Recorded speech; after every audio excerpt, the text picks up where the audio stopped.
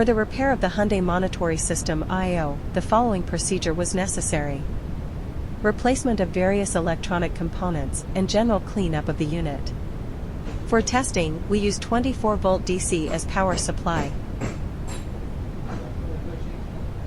We can see that when we turn on the power supply, the LED lights up.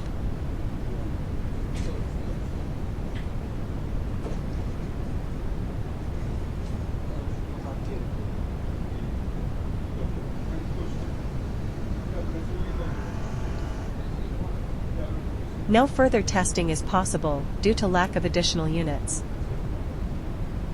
It is now clear that the Hyundai Monitory system I/O is working successfully, and it is ready to be delivered to the customer.